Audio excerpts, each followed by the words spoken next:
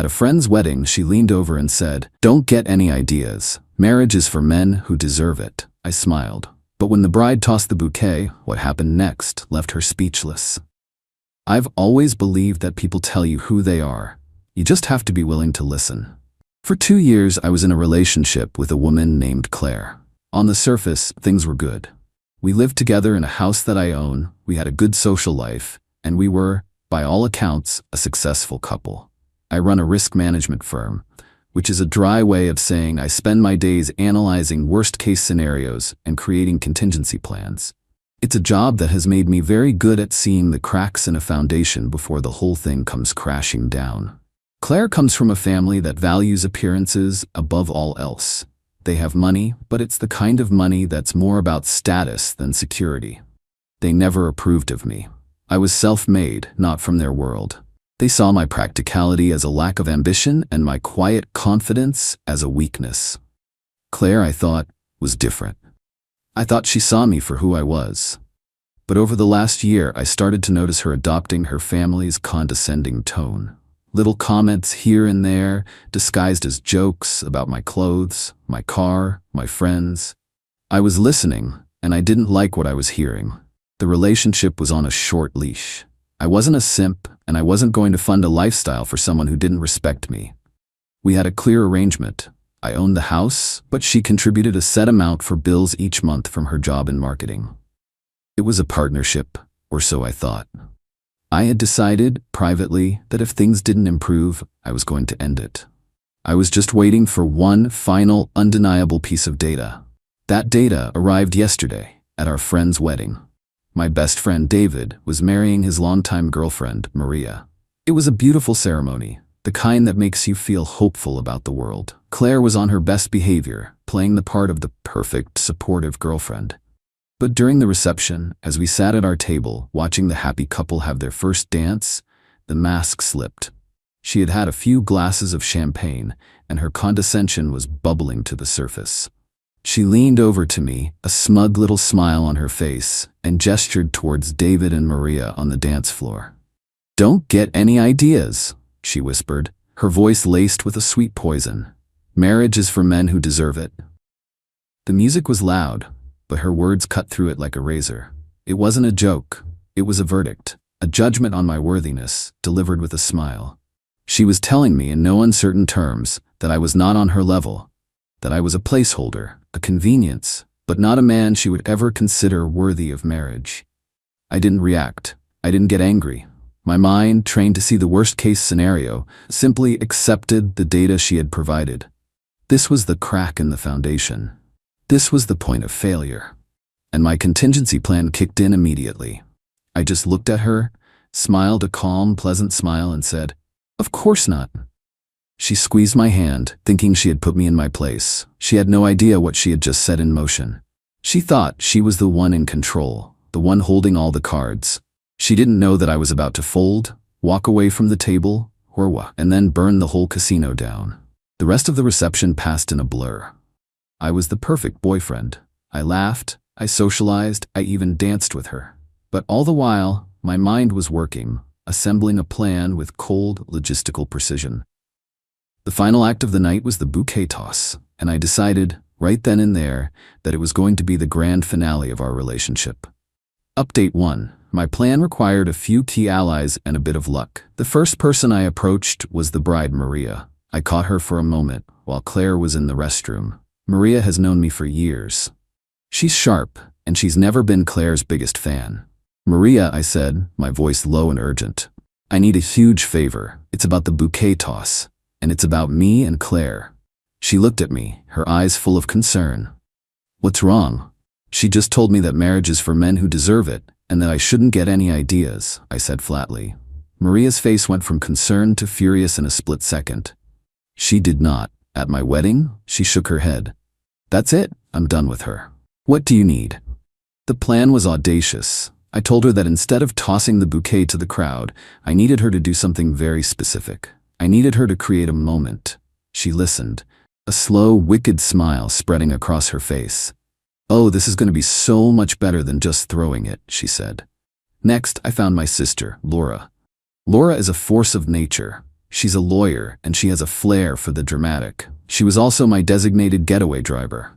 I gave her my car keys and a set of instructions.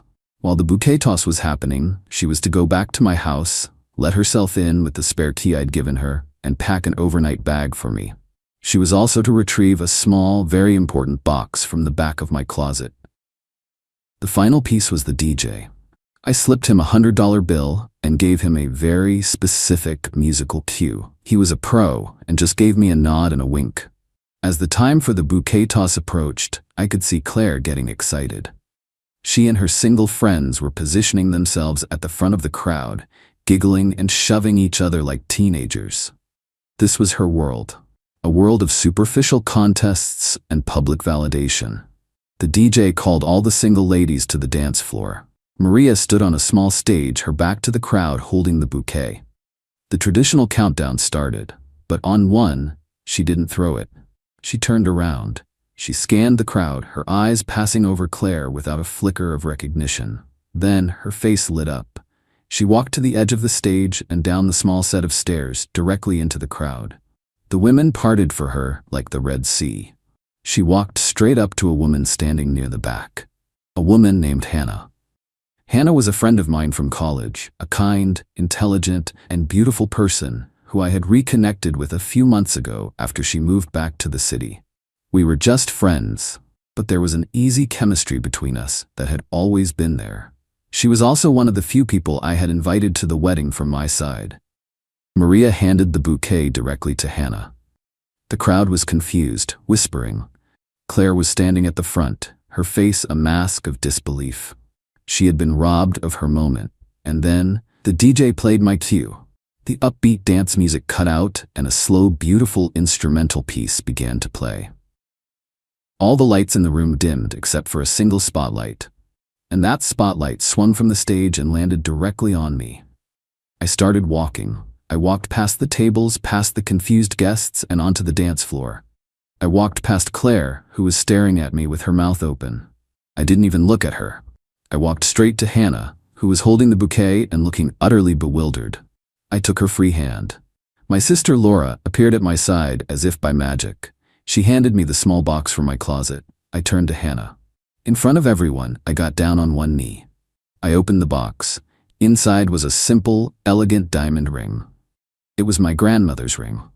"Hannah," I said, my voice clear and steady, amplified by the microphone the DJ had discreetly handed me. "I came here tonight, and I saw what a real partnership looks like. It's about love and respect, and knowing the other person deserves the best. Claire just reminded me that marriage is for men who deserve it, and I've realized I also want a partner who deserves the best.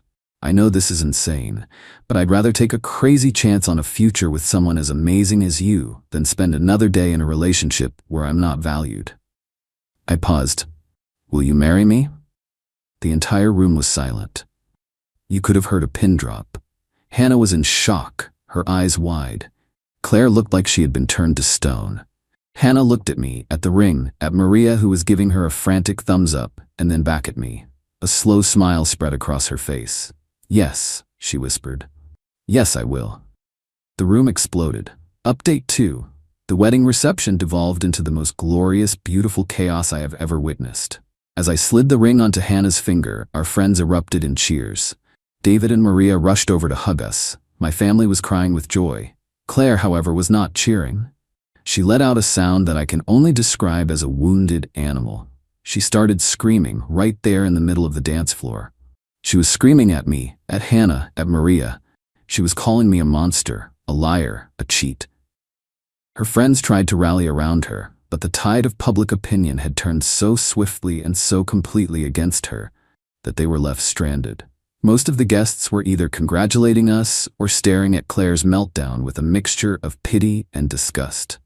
David, the groom, finally stepped in. He calmly walked over to Claire and told her it was time to leave. Her own father, a man who had always looked down on me, just stood there, speechless, watching his daughter unravel. She was eventually escorted out of the reception, still screaming about how this was all a setup. And she was right. It was a setup. A beautiful, intricate, and perfectly executed setup. Hannah, of course, had been in on the whole thing. The reconnection, a few months ago, wasn't an accident. After months of Claire's growing disrespect, I had reached out to Hannah, my old friend, and confided in her. The proposal wasn't a spontaneous, crazy act. It was a carefully planned escape hatch. Hannah, who had been through a bad breakup of her own, agreed to help me. She thought Claire's behavior was appalling and was more than happy to play the part of my surprise fiancé. The ring was my grandmother's, but the proposal was our performance. After Claire was gone, the party kicked into high gear. It was no longer just David and Maria's wedding reception. It was a joint engagement party. The joy in that room was real and overwhelming. My sister Laura had done her job perfectly. While the drama was unfolding, she had gone to my house. She didn't just pack me an overnight bag. She had hired a 24-hour moving crew that she had on standby. In the 2 hours we were at the reception, they had cleared every single one of Claire's belongings from my house. Every piece of clothing, every shoe, every book, every stick of furniture she had brought into the house was packed and moved to a storage unit. When I finally left the reception with Hannah, my new fiancée, we didn't go back to my house. I had booked the honeymoon suite at the hotel where the wedding was held. My overnight bag was waiting for us. The next morning, I finally turned my phone back on. It was a war zone. Dozens of missed calls from Claire and her parents, a flood of texts that ranged from threatening to pleading. I ignored them all. Instead, I sent her a single, final text message. Claire, you were right. Marriage is for men who deserve it, and a man who deserves it wouldn't stay with a woman who doesn't respect him. You are free to find a man you deem worthy. Your belongings are in Storage Unit 42 at 123 Storage Way. The code is 1234. The first month is paid for. This is my final communication with you. Then I blocked her number and the numbers of her entire family. Hannah and I spent the rest of the day laughing about the sheer absurdity of it all. We ordered room service, drank champagne, and planned our next move. The fake engagement had felt surprisingly real. We decided, right then and there, to see where this crazy story might actually take us. Final update. The weeks following the wedding proposal were a masterclass in damage control, mostly on Claire's part. She and her family tried to spin a narrative that I was an unstable, manipulative monster who had staged the entire event to humiliate her.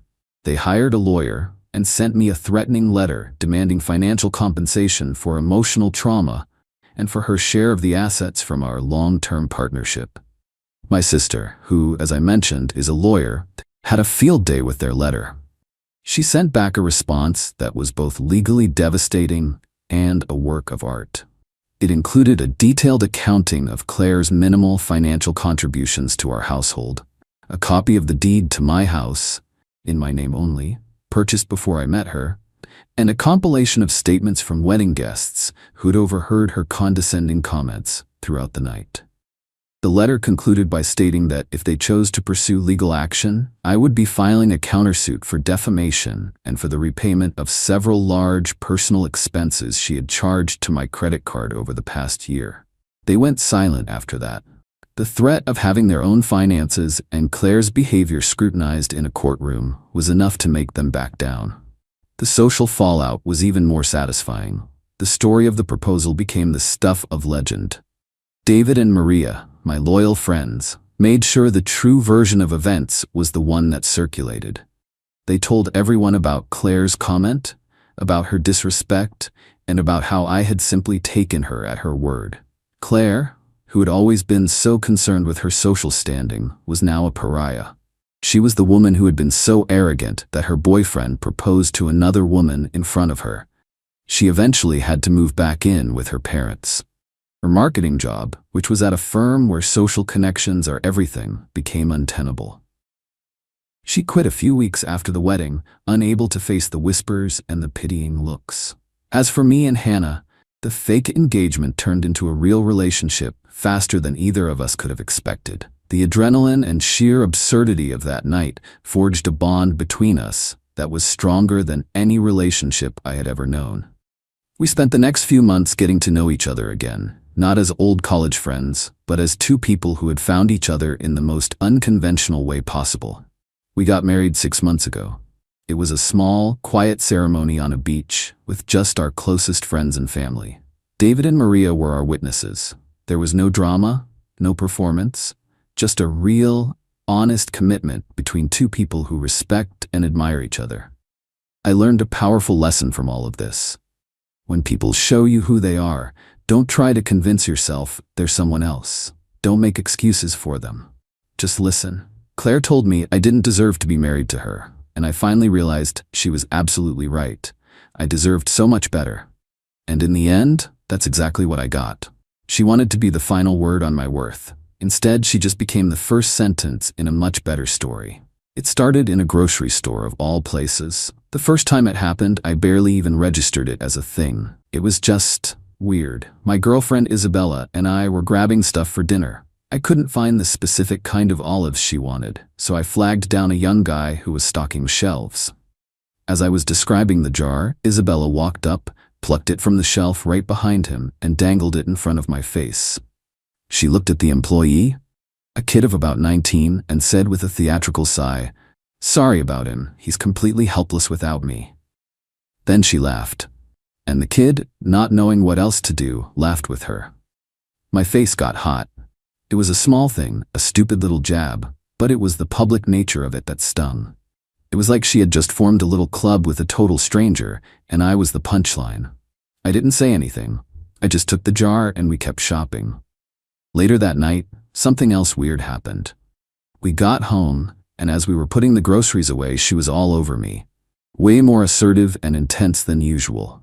She practically dragged me into the bedroom. I'm not going to get into the details, but the dynamic was different. She was in complete control, dominant in a way she had never been before. At the time, I didn't connect the two events. I just wrote it off as a strange day. But then it happened again a week later. We were at a coffee shop. The barista got my order slightly wrong, and before I could even politely correct him, Isabella stepped in. "Just give it to me," she said to the guy, rolling her eyes. "I'll make sure the man-child gets his special little drink." She winked at the barista. He looked uncomfortable, but he forced a smile. And that night, same thing. As soon as we got home, she initiated things with that same intense, overpowering energy. That's when the pattern started to click in my head. A public put-down for me, followed by a private power play for her. It happened a third time at a hardware store, when I asked a question about a specific type of screw, and she answered for me, telling the employee, he thinks he's a handyman, but he can't even find the right screw. It's adorable, isn't it? They shared a laugh at my expense. And that night, the pattern held. I'm a pretty laid-back guy, but I'm not a doormat. I build custom furniture for a living. I work with my hands. I'm quiet, but I'm not weak. After the third time, I knew I had to say something. I waited until the next morning. I made coffee, sat down across from her at our kitchen table, and just laid it out. "We need to talk about what's been happening," I said. "The comments you make when we're out, the jokes at my expense to total strangers." She just stirred her coffee, a little smirk playing on her lips. She wasn't surprised or ashamed. She was waiting for this. "What about them?" she asked, all innocence. "It feels like you're trying to embarrass me," I said, "and I've noticed that every time you do it, you're different later that night. More aggressive." The smirk broke through. She leaned forward, her eyes glittering with a kind of excitement that chilled me to the bone. "You figured it out," she said, like I had solved a clever riddle. "It turns me on to humiliate you in front of strangers. It's a power thing, to put you down a little, to show that I'm in charge." I just stared at her, trying to process the sheer arrogance of it. "So you're getting off on making me feel like an idiot in public?" "Oh, don't be so dramatic," she said, rolling her eyes. "It's not a big deal. It's just a game. Don't worry, you'll never see them again. They're just random people. It doesn't matter what they think." I just nodded. I didn't argue, I didn't yell. I just took a slow sip of my coffee and looked at her. Really looked at her, for the first time in a long time. And I saw a stranger. A person who got pleasure from my humiliation. A person whose empathy had an off switch. A person who believed that some people just didn't matter. "Okay," I said, my voice completely calm. "I understand." She smiled, thinking she had won, thinking I had accepted her twisted little game. She thought I was just the quiet, simple carpenter who would go along with anything to keep her happy. She had no idea that my mind, The mind of a man who builds complex things from scratch was already working. I was already designing a project, a beautiful, intricate, and utterly devastating piece of karmic furniture. She was right. I would never see those strangers again, but she would. Update 1. It's been a month since Isabella confessed her weird, humiliating kink to me. Outwardly, nothing has changed. I've been playing the part of the compliant boyfriend. We've had a few more incidents in public: a waitress at a diner, a clerk at a bookstore. Each time, she'd make her little joke at my expense, and I'd just give her a tight, wounded smile. And each time, it would be followed by her brand of aggressive intimacy. I was letting her think she had successfully conditioned me. I was letting her get comfortable. In reality, I was gathering data. Every incident, every location, every stranger, it was all being logged in a private file on my computer. My revenge couldn't be simple. It couldn't be about embarrassing her back. That would be playing her game. My plan had to be bigger.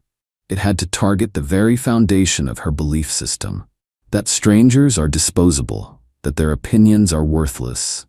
I needed to create a situation where the opinions of those exact strangers became the most important thing in her entire world. The opportunity came from an unexpected place. Isabella is a highly ambitious interior designer. For the past year, her entire professional life has been focused on one goal: winning the annual Design Ascendant Award given by the most prestigious architecture and design magazine in the country. It's a career-making award. Winning it means a cover story, a massive cash prize, and your pick of wealthy clients for the rest of your life. The final stage of the competition is a live presentation. Each of the 5 finalists has to present a portfolio of their work and a pitch for a new project to a panel of judges. This year, the magazine was doing something new. To make the process more holistic, the panel wouldn't just be famous designers. It would also include what they called a community voice panel, a group of everyday people from different walks of life, chosen to represent the perspective of the public. When I read about that in an article, my entire plan snapped into focus. It was perfect. It was a long shot, but I'm a patient man. I build things that last. I know how to put in the work. I started with the list of strangers I had been compiling: the grocery store stalker, the barista, the hardware store employee, the waitress, the bookstore clerk. I needed to find them. It took weeks of quiet, methodical work. I'm good with my hands, but I'm also good with a computer. I use social media, local community forums, and a couple of well-placed casual conversations to track them down. The grocery store kid, Leo, was a film student at the local university. The barista, Qley, was a part-time musician. The hardware store guy, Marcus, was a retired veteran who worked there to stay busy. The waitress, Maria, was a single mom putting her daughter through college. The bookstore clerk, Ben, was a published poet. They were all good, hard-working people. The kind of people Isabella saw as scenery in the movie of her life. My next step was to figure out how the magazine was choosing the community voice panel. A little more digging revealed they were taking nominations from their subscribers. Anyone could nominate someone they thought had a keen eye for design and a strong community voice. So I started a quiet, anonymous campaign. I created 5 new email accounts. I wrote 5 heartfelt, completely unique nomination letters. I wrote about Leo, the film student's incredible visual storytelling. I wrote about Qley, the musician's unique aesthetic. I wrote about Marcus's practical, no-nonsense approach to form and function. I wrote about Maria's resourcefulness and Ben's artistic soul. I made them sound like exactly the kind of diverse, interesting, and authentic voices the magazine was looking for. I also subscribed each of my 5 fake personas to the magazine's digital edition to make them look legit. It was a shot in the dark, but my business is built on precision and calculated risks. I submitted the nominations and waited. During this time, I was also playing my part at home. I was the perfect, submissive boyfriend. I even helped Isabella prepare for her presentation. I built custom frames for her design boards. I sat and listened for hours as she rehearsed her speech, a speech full of buzzwords like authenticity, community, and human-centric design. The irony was so thick I could have cut it with a table saw. 2 weeks ago, I got 5 separate emails from the magazine sent to my 5 different fake accounts. All 5 of my nominees had been selected for the community voice panel. I almost laughed out loud. It had actually worked. The final piece of the puzzle was me. I needed to be there to see it. That was easy. The award ceremony and presentation were a ticketed industry event. As a custom furniture designer who has worked with several of the city's top architects, I had a legitimate reason to be there. I bought a ticket. The event is tonight. Isabella is a nervous wreck, but she's also radiating confidence. She thinks this is the biggest night of her life. She has no idea. She thinks she's about to be judged by a panel of her peers. She's about to be judged by a panel of her victims. She told me not to worry about those strangers, that we'd never see them again. In about 3 hours, she's going to walk onto a stage and see 5 of them sitting in the front row, holding her entire future in their hands. Final update, I'm home. The taste of victory is even sweeter than I imagined. It wasn't a loud, fiery explosion. It was a quiet, internal collapse, visible only to me, and it was a thing of absolute beauty. I arrived at the event hall early and took a seat in the back where I could watch the whole room. It was exactly the kind of stuffy, self-important industry event Isabella loved. People in expensive, uncomfortable-looking clothes, air-kissing and pretending to be interested in each other. I saw the judges' panel at the front. There were the 3 celebrity designers, looking bored, and next to them, looking nervous but excited, were the 5 members of the community voice panel: Leo, the film student, Qley, the barista, Marcus, the veteran, Maria, the waitress, and Ben, the poet. My 5 strangers. They had been given name tags and a little folder. They looked completely out of place and, at the same time, like the only real people in the room. Isabella arrived with her entourage of fake friends. She was wearing a ridiculously expensive dress, a dress I now know was bought with the credit card I co-signed for. She was radiating a kind of desperate, hungry ambition. She worked the room, laughing too loudly, touching people's arms, a perfect performance of a confident, successful designer. She didn't even notice me in the back. Why would she? I was just part of the scenery. Finally, the presentations began. One by one, the finalists went up and gave their pitches. Then it was Isabella's turn. She walked onto the stage, a confident, practiced smile plastered on her face. She arranged her presentation boards on the easel. She took a deep breath, looked out at the audience, and started her speech. And then she saw them. I was watching her face, her eyes. I saw the exact moment her gaze swept across the front row and landed on the community voice panel. I saw the flicker of confusion. She looked at Leo, the grocery store kid, a tiny frown. She looked at Qley, the barista. The frown deepened. Her eyes kept moving down the line. Marcus, Maria, Ben. I saw the blood drain from her face. The confident smile faltered. Her rehearsed opening words caught in her throat. It was a cascade of micro-expressions, a silent movie scream of pure, unadulterated horror. She wasn't just looking at 5 strangers. She was looking at a ghost from every one of her recent sins, all lined up in a neat little row, all staring back at her with polite, professional interest. Her belief system, the one that had allowed her to treat me and them with such casual cruelty, was being shattered in real time. These weren't nobodies. They were judges. Their opinions, the ones she had told me didn't matter, were now the only opinions in the world that did. She stumbled through her presentation. Her voice was shaky. She lost her place. She knocked over one of her own presentation boards. The carefully crafted persona of the confident, brilliant designer crumbled into a pile of nervous, stammering dust. The celebrity judges looked at her with a mixture of confusion and pity. The community voice panel just took notes, their faces unreadable. After her presentation, there was a short Q&A. Ben, the poet from the bookstore, asked her a simple, devastating question. Your pitch talks a lot about human-centric design and empathy for the end user. Could you give us an example from your personal life where you've used empathy to understand someone else's perspective, even when it was difficult? The silence that followed was the most beautiful sound I have ever heard. She just stood there, speechless, a deer in the headlights of her own hypocrisy. She mumbled something incoherent about understanding clients and then practically ran off the stage. She didn't win, of course. She didn't even place. I didn't stay for the rest.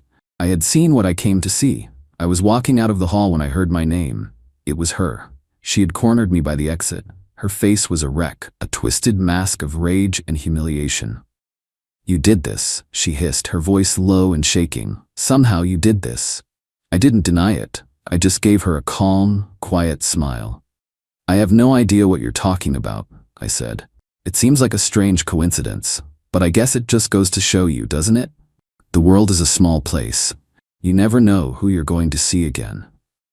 I then looked past her, towards the front of the hall, where the judges were now mingling with the attendees. Leo, the grocery store kid, was talking animatedly with one of the biggest architects in the country. You should be careful, Isabella, I said, my voice barely a whisper.